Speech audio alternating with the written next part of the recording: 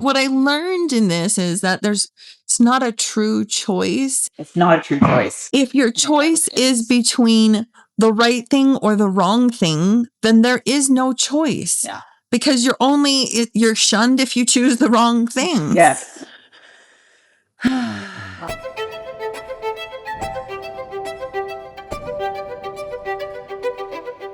Hello, we are so excited to have Melissa and CJ Keenan with us today. And the beautiful part is that we know very little about them other than like the coolest part for us of your guys' story, which is that you guys are also fellow ex-Mormons.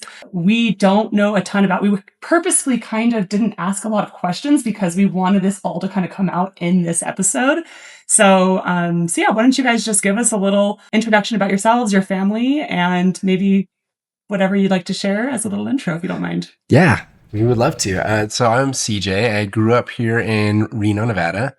I grew up in the church. So I was born in the covenant, as they say. And just from a very young age, just remember going to primary, doing all the things. My parents separated when I was 9. So my dad baptized me. And then it was about a year later, they separated. And that was challenging. Especially in the church, it was still kind of a taboo thing to do. So I remember seeing my dad doing his own thing and my mom kind of being ostracized at church. That was just kind of weird to see and have that experience. It was just fascinating to see. I was kind of like a fatherless son at church because my dad wasn't always going with us. We would go with my mom every Sunday pretty much. And so even though your mom was being ostracized, she was still going. Yes. Wow. Yeah. She was still going. She was faithful. And it was just bizarre because she ended up after that dating several guys that were not members of the church. And so I think even more men in the church thought, we're going to take them under our wing. I had a lot of good friends and there were just good families and stuff too, that a lot of kids that were my age. So it was a really good, positive experience for me. And I appreciated that. But I look back and it's like, it's just kind of a weird dynamic as well with just like with having these other men kind of stepping in as pseudo fathers, even though my father was still very present in my life, but he just wasn't there on Sundays with us typically. So, but yeah, I served a mission in Bolivia for the church. I came back and did what I was supposed to. I found an amazing person. I guess they don't make that mandate, but I got lucky. Found an amazing person. Got married, started having kids right away, and didn't figure out finances or anything else. Just knew I was doing what the Lord had told me to. Yeah. And it was a huge mess. But we have been very fortunate to stick it out and be together because we've been through a lot. So that's a little bit kind of your journey. A little bit of my journey. Yeah. Melissa, tell us about yours. You're a convert. Yeah, so I was born in a tiny town where there's 2,000 people and one stoplight in the middle of nowhere, Nevada. and my parents also divorced around the same age. And my mom kind of went crazy and my dad got custody of me and then got diagnosed with cancer and died. And so then my mom was unfit to care for me. And so I moved to a slightly larger town in the middle of nowhere, Nevada, a dairy town with my aunt and uncle, and lived with them from 12 to 18. So kind of related to life as an orphan. And because of that, there was a lot of searching. That was obviously like the hardest thing a kid could have to go through. And so I was, questioning the meaning of life and why I was here and wanted to die many, many times and found a lot of meaning through spirituality. So had a lot of LDS or Mormon friends and ultimately felt like I was coming up to the cusp of adulthood. And it was like, how can I ensure the highest level of survival? And I was like, these people, they have happy, smiling families. They seem to have it all figured out. Their kids make good choices. I always had friends in high school who seemed to be like they had their head on their shoulders more from my perspective. And so so I investigated and joined the Mormon church when I was 18, just before I graduated from high school. And then met CJ shortly thereafter when I moved here to Reno to go to college. And yeah, I was on the trajectory to become a doctor. But when I converted, I learned that the highest thing to do was be a stay-at-home mom. And so So much anger. yeah. So we had our first child still in college, and I can remember holding her. We lived in married student housing on campus at UNR, and holding this baby and watching all the college students walk by with their busy lives and feeling like life was passing me by. You were at college, had this baby. You're seeing all these other college women being free and happy. And I felt like I was in a prison. It was a intentional sacrifice, and I wouldn't, I wouldn't make decisions differently, knowing what I know now, just because I have these 4 amazing humans that, are children and everything. But it was definitely a sacrifice. At some point, that stirring, like that cognitive dissonance ate me alive. I love being a mother, but I was not only made to be a mother. And so I found a way to do both. I started coaching. I did a coaching certification and started coaching online from home when my 4th was born, so that I could breastfeed her even on a coaching session or whatever I needed to do, and find a way to be very present with my kids, which I still do now. Like there's elements that I got from that still really align. Like I'm very home. I'm very present with my kids, and I now run a coaching business and a publishing company. Yeah. And TJ's been so supportive. Like I got really lucky with this guy because For the most part, yeah, I would agree. Not always. It's definitely been a lot of growing pains. I think that's one thing that was part of our journey to leaving the church, was all the turmoil that we experienced as we continue to grow as people and individuals, and have that, as she was saying, that cognitive dissonance of like what we were experiencing versus what we were taught. We saw a lot of changes from the time that I grew up in the church and what they were teaching, what was really important. I remember in her decision to be a stay-at-home mom, I quoted a lot of scriptures and things that were quotes from prophets in the past, and like the value and importance of a woman staying at home and all these different things. And so for her, it was really just trusting me, and that's the way it was, right? It's like, oh, you just trust your husband, you trust the man, he's got it all figured out. Yeah. And then they're telling all the men, like, you got this, and we're all just like struggling. But anyways, it all kind of came to a head of like, wait a minute, she's got these other passions, and yes, I would love to support her and do all these things. But then we started seeing the church change their stance on things like, well, education is actually really important. And so they weren't discouraging getting married right away and having families, but I felt like there's a huge shift in the energy of the church of like, maybe we're not doing right by people because times have changed. And so we still want to encourage families, but also we want to make sure they're able to take care of themselves. And so then more and more, I think a lot of that stuff kind of came out with the church, and it fit really well as we started to evolve. I feel like the church was evolving, which to an extent is like, oh, that was a really powerful thing. And I think that's part of why we stayed as long as we did. It was we saw the church trying to evolve and adapt to where we were at. And they finally got to a point for me, though, I was like, well, wait a minute. There's so many other changes that are happening. Mm-hmm. And I grew up knowing that God is going to be the same today, yesterday, always, forever. Yeah, exactly. But the next thing you know, they're changing all kinds of stuff that seems to be more out of convenience or public pressure. Yep. Public pressure. Retention of members. Retention of members. Really what it comes down to. Yes. And then the numbers didn't always add up for me. I remember serving my mission in Bolivia, and they would talk about how many members there were. I was like, wow, for that many members, like our church should be like busting at the seams, right? But exactly. So then just hearing how there's a time where people just kind of baptize everybody and anybody. So I know the church kind of cracked down and tried to make some standards, but it doesn't always work out. It kind of comes back to the church changing and growing up with seeing some of those changes and feeling comfortable with that because it's benefiting me. But then it got to a point of like, well, wait a minute. this is a pattern that I've seen, that it's this pressure that's causing changes in the church and things like that. And not so much of, is this a doctrine that's going to be stuck to, which I would think if God is going to be the same today, always, and forever, that's what would happen. Or all knowing. Or yeah, an all knowing. Right. That yes, there's just a lot of things. And so seeing some of these shifts and changes, really, I think opened up the door to start questioning things a little bit more that I'd already questioned, but doing it with more seriousness and intent as well.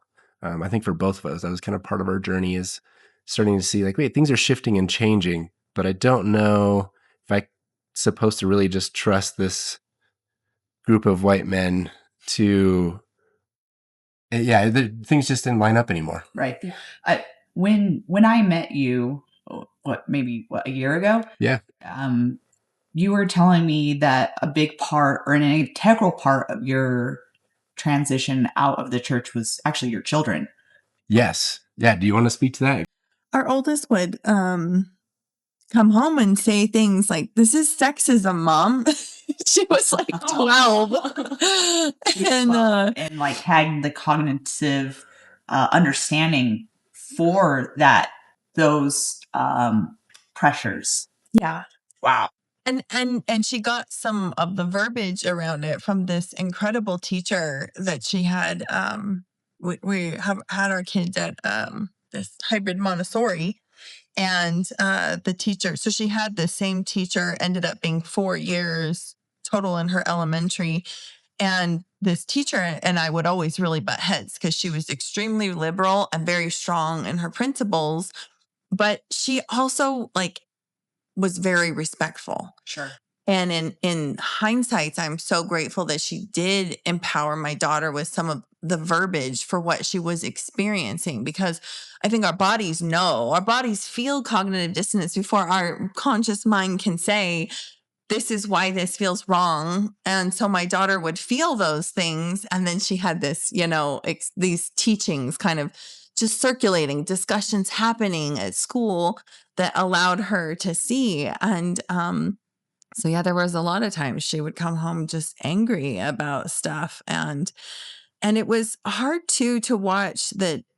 So when I joined the church, I now relate to the church as the narcissistic abuser, because I experienced so much love bombing as a convert. It was like, oh, you're new. And people want to feel so excited about the beliefs that they hold. But if you're born and raised, it's a totally different experience than finding something. And I was so enthusiastic. And so I got so much attention from that, which as an orphan, I was so desperate for love. So getting all of this approval and oh, look, now there's more benchmarks and there's places for me to continue to get awards, which are benchmarks like marriage in the temple and having your first child. But it was odd because I noticed a dramatic pause in all of that when I had my first kid. It was sort of like, okay, well now, because basically what you're supposed to do is do these things. And then the last step is endure to the end. Yeah. There was no other benchmark. Suck it up. And it was like, okay. So it's like, okay, you've arrived. So now the attention shifts to other new converts or people who are less active. And it was sort of like this jarring, and I would feel like, oh my gosh, I must be some kind of selfish attention whore. Like, why do I feel like I need all this external validation to continue? Right? Wow. Like the guilt that just goes so deep. Yeah. Like for members too, like the guilt is there and the guilt is always present, but you feel a different level of guilt. That's crazy. And the guilt on all levels. Yeah. This element of like, wait, am I doing something wrong? I always wondered, am I still doing good? Because all the attention kind of went away. Right. And then when my kids started being raised in the church, they never got any love bombing. The attitude was always like, are they going to do the right things?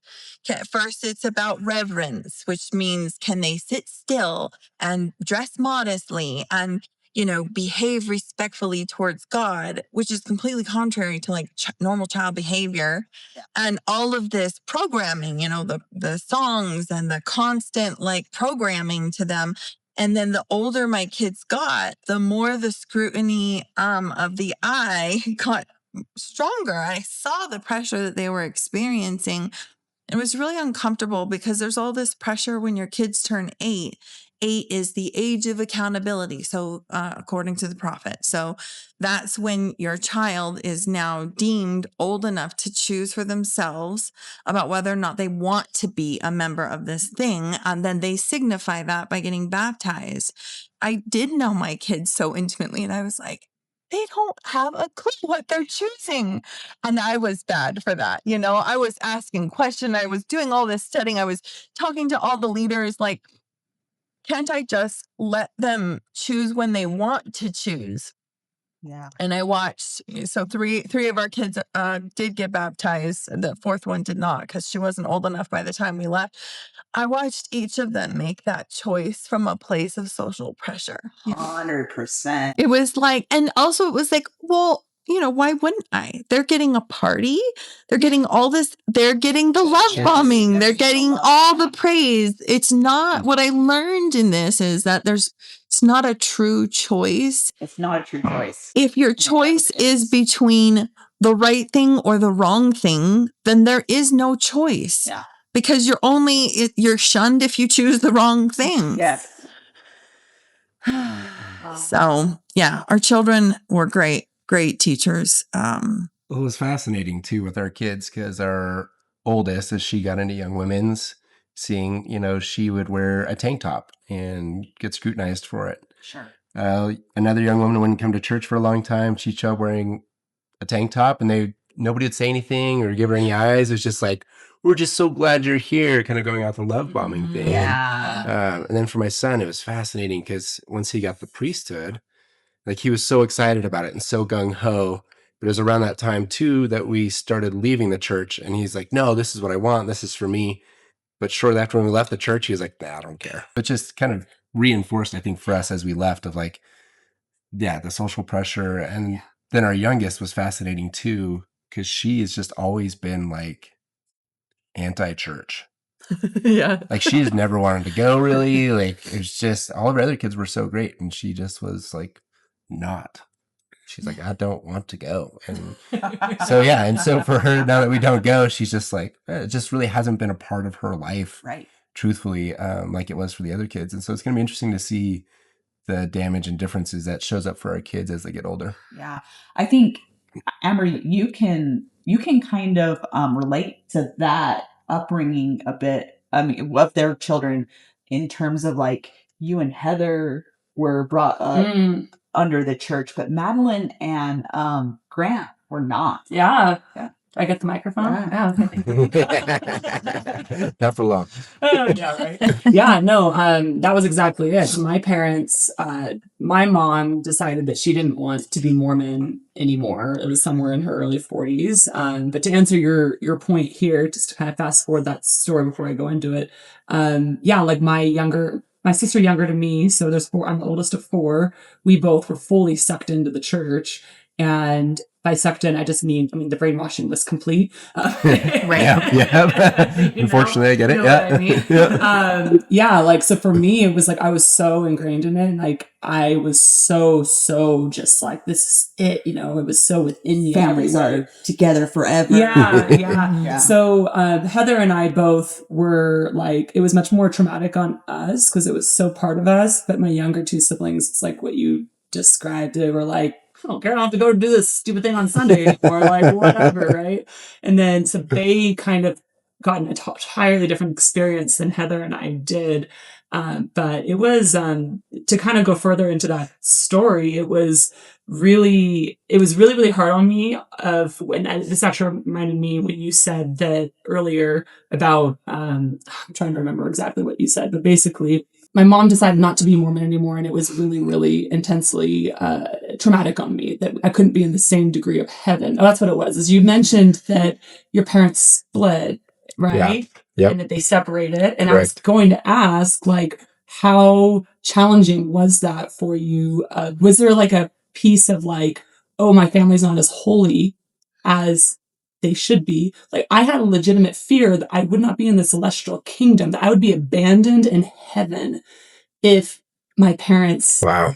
that is the level of like fear of abandonment. Like I was like, if my mom's not active in the church, then I cannot be in heaven with my family, because we're taught that only in the celestial kingdom, the highest degree of heaven, can you be reunited with your family. So that is the level of how deeply, and I don't know, maybe I just like got into this like level of, I don't know if that ever happened to you, if it was quite that intense, but for me, I just had this intense fear of abandonment in heaven. Yeah, so I think for me, it was a pretty similar experience as far as feeling that fear of abandonment, but I really used just a lot of logic to kind of explain it away. I remember being on my mission and I had a lot of questions about that. I remember asking my mission president, and a lot of times when they don't have an answer, they just let you know God's going to figure it out. You just have that blind faith and trust. And for me, it just is like I could never make sense of it. So it just never felt quite right, or I never felt like there was a solid answer. And I think that's another aspect of why it felt okay and what felt good to leave, because it's like I can't just go with this blind faith anymore. Like if they don't ask me to do that of anybody else except for them, right? It's like you got to trust yourself, except for these main things, and trust us and do it blindly. And so for me, it kind of got to the point of like, but I remember too coming off of my mission, and I was so hardcore. My mom was drinking chai tea, and I remember getting all over her about it, because like, how can you go to the temple and still be drinking chai tea? Like, you are violating the covenants of God. Like, I just was like, I was offended. Like, I was like, oh my gosh. And I tried to help her and see her error and ways and living. And it was just so crazy to come back and be so extreme. And, and just seeing where I'm at now, just kind of laughing like everybody else, are just like, wow, would that really be somebody's eternal salvation because they had a cup of chai tea? Like, you are no longer worthy to be with your family forever? Yes, it just is it's crazy. I mean, it's funny is I think the episode, or like 1 or 2 conversations ago that Scotty and I had, I was joking about like vending machines. Like, oh my God, on Sunday I went and I got something. Oh my gosh. Yes. My dad was like kind of the edgy Mormon that was like, ooh, but no one's really working today, so we can do that. Still spent money? Like, or the time he pushed us in the pool on a Sunday on a hot day, and he's like, I pushed him in. That way I'm the sinner, not you guys. Like, oh my gosh, really messed up stuff. So crazy stuff. But when you're so in it feels so like, oh no, if I want to do right by God, or if I want to be the most holy and get to this highest degree of heaven, I need to be the most obedient.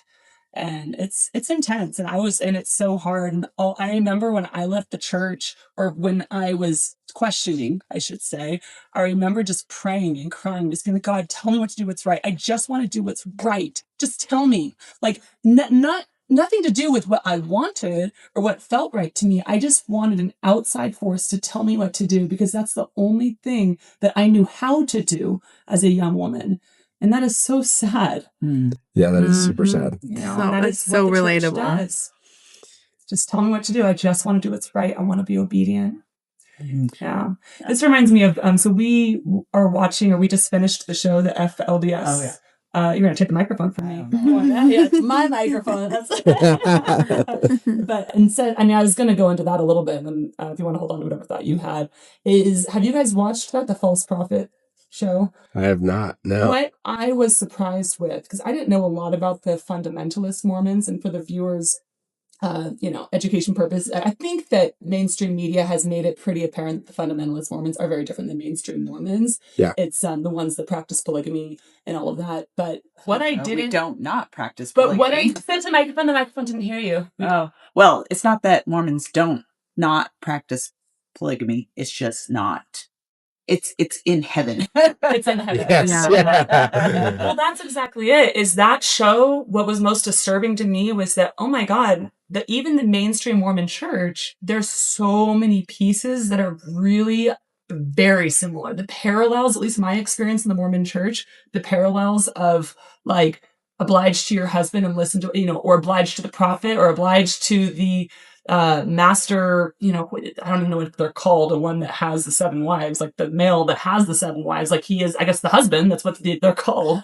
But it's like, okay, we have Patriarch. the patriarch. Yeah. And I don't think I realized how many parallels. It was kind of an aha moment literally last week for me that I was like, damn, the Mormon church, even mainstream, like, this isn't that different. Like, just, I want to be obedient. Just tell me what to do. Yes. I hear what you're saying. That's so fascinating. I never really considered that. I think of, like, you see this outward practice of polygamy and it's like so terrible and like, oh, and so condemned. And I think in our modern day of like, that's not right. And you see these young girls that are, one of 6 wives or something, and they have been brainwashed into it. And it's like, oh my gosh.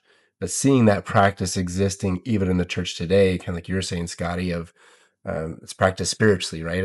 I remember being in a Facebook group the other day being in a Facebook group and the other day seeing a comment from a lady of like, what's going to happen to me because I am still spiritually married. I think spiritually married to, like, I'm in this covenant with my previous spouse and like, I want to get married to somebody else. And so he can marry as many women as he wants in the temple and he can still maintain his connections and ties to them. Yeah. And I always had that question for my mom of like, I mean, she married somebody that's not a member, so it's never been an issue. But if she married somebody that is a member, it's like, well, who is she going to be married to forever for? And Exactly. I'm like, what if somebody dies? And like, so it's just kind of that parallel of like, the church is still heavily practicing it, but just not outwardly so. Yeah. But then also like creates that dissonance for me, that cognitive dissonance of like, so God is like all powerful, all knowing, almighty, and yet we continue to bend to the rules and laws of men. It just creates more questions than there Yes. are answers, honestly. I think one of the harder parts for me is like the more earnest I was, I really did feel like I had a deep connection with Jesus and God. And it's still very much like an unknown, raw place because I am very spiritual, but I think like, church manipulates that relationship to the divine to such a degree. So I'm in this place and it feels like a spiritual practice to just let it be unknown. Like how badly I want to attach to something and just be like, oh, now I know this thing. I was wrong before, but now I know this and it's right.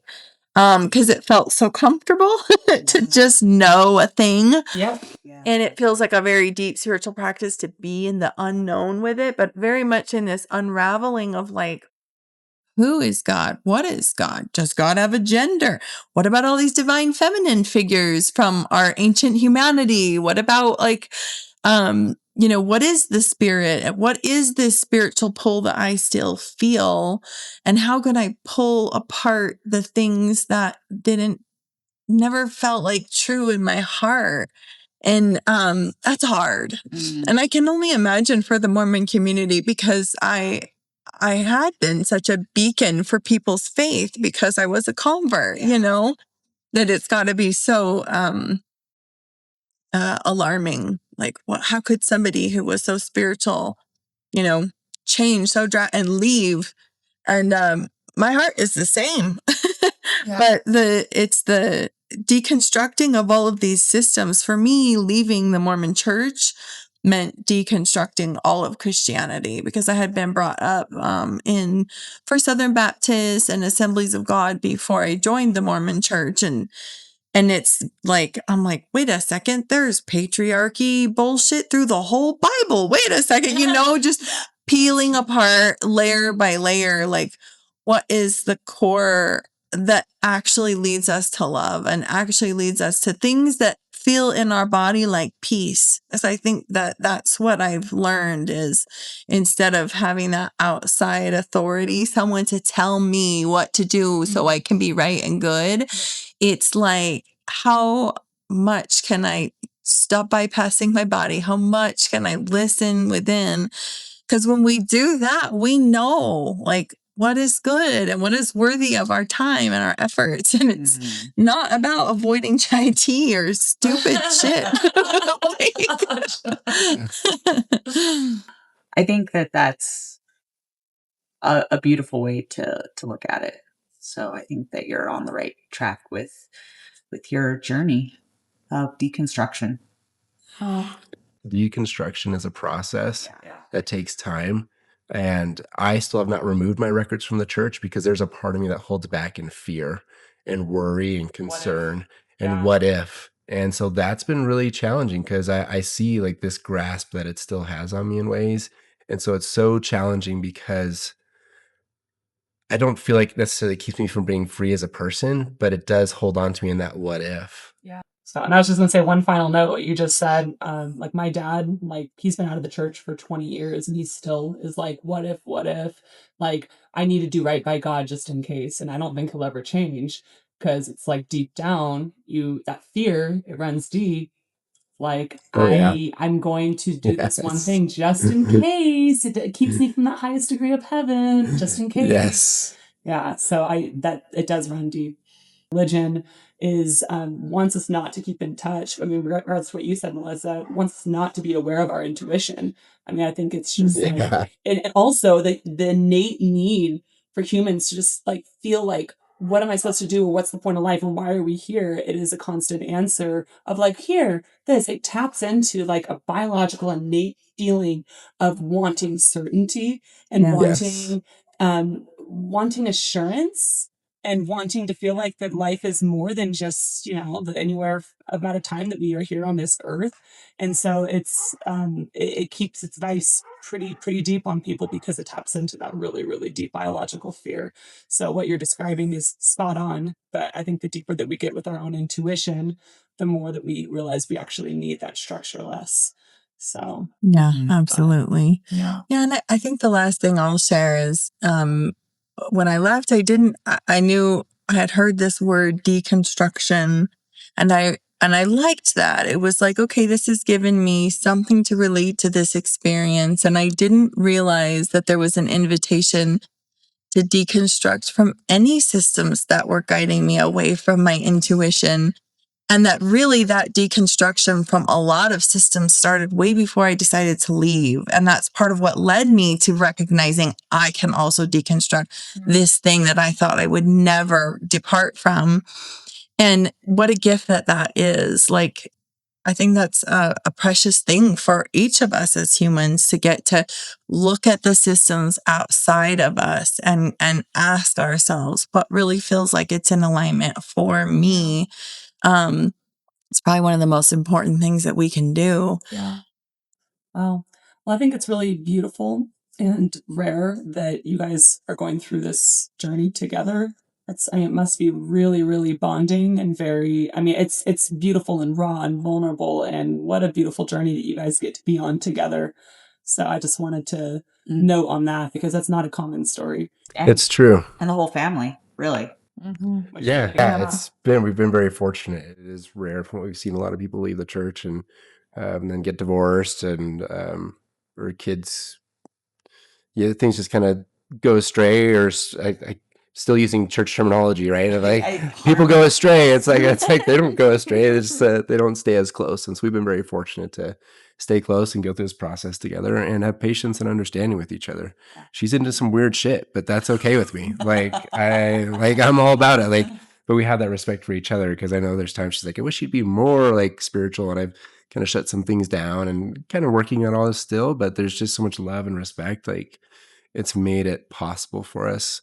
And so we have been very fortunate and glad to find good people like you too, because it's hard to find other people that have been as strong and courageous, and to have these conversations can be challenging. Not everybody's willing to have them. So we appreciate you guys a ton for all the work that you're doing to put this together. It's incredible. Oh, well, thank you. I've loved this conversation, and I'm just so honored that you guys were willing to come and speak to our viewers and talk about your story. And I feel like truly we could talk for another 2 hours. Honestly, 100%. I'm like, we could just keep going deeper. So, but yeah, thank you guys for being here. And I think we're gonna close it down. Call it a wrap. Yeah, I close it down. Thank you for helping us set the tone, because we just really were like, oh my gosh, we have to have you on. It's a subject that we're both very passionate about.